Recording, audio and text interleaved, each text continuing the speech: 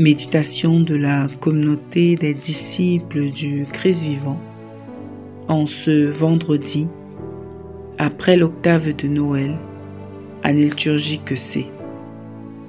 Évangile de Jésus-Christ selon saint Jean, au chapitre 1, les versets 29 à 34.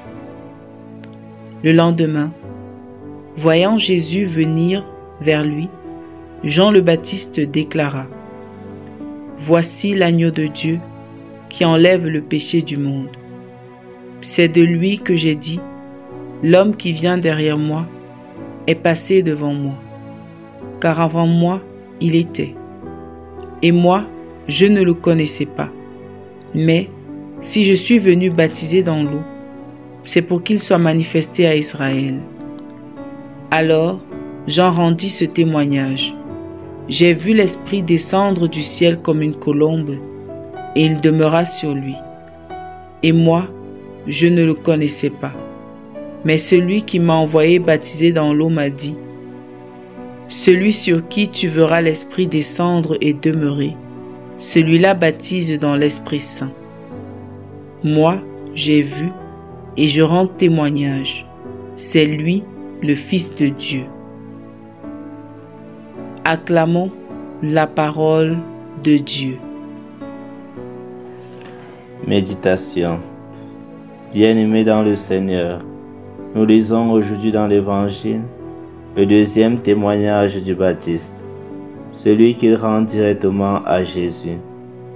Toute une vision de la foi en la personne de Jésus-Christ et de son œuvre est mise en quelques versets sur les lèvres du précurseur, puisque l'évangéliste présente Jésus successivement comme l'agneau de Dieu, un personnage existant depuis toujours, le porteur de l'Esprit Saint, l'élu et le Fils de Dieu. Je voudrais que nous puissions d'abord nous arrêter sur le personnage de Jean, avant de méditer sur ce qu'il dit de Jésus-Christ. Jean a une mission, celle d'annoncer le Messie. Et cela implique que le Messie étant là, lui doivent le reconnaître et s'effacer.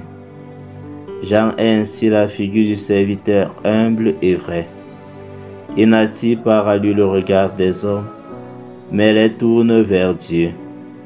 Cela nous renvoie à deux points essentiels de notre vie chrétienne. Savons-nous vraiment regarder vers Jésus pour le rencontrer personnellement? Dans notre service d'église, dans notre vocation, savons-nous nous effacer devant le Seigneur et lui ramener toute gloire au lieu de nous faire une auréole ou un trône? Savons-nous nous aussi nous retirer lorsque le temps du service est passé, lorsque quelqu'un d'autre doit prendre notre place? Comme Jean, nous devons nous laisser porter par la dynamique de l'humilité, qui nous appelle à reconnaître notre place et à celle des autres. L'humilité, c'est aussi reconnaître que l'autre a des capacités que je n'ai pas. C'est laisser transparaître le Christ dans tout ce que je fais. C'est chercher à faire la publicité du Christ et non la mienne. La figure de l'agneau de Dieu, utilisée par Jean, est un aspect essentiel de notre foi. Ce témoignage du Baptiste a marqué le point de départ de la foi en Jésus, Messie et Fils de Dieu. Les chrétiens en ont toujours gardé le souvenir, et c'est pourquoi, à l'Eucharistie, le prêtre, montrant le corps du Christ, reprend les paroles mêmes du précurseur. Voici l'agneau de Dieu qui enlève les péchés du monde. Ces quelques lignes nous plongent dans la mission centrale du Christ. Il est venu me sauver du péché, m'inviter à une nouvelle forme de vie.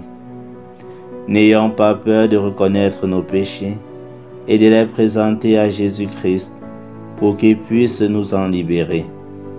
Et comme l'affirme Monseigneur Paul Lonsiquené, évêque de Bafoussam, reconnaître son propre péché n'est pas dégradant pour notre dignité humaine.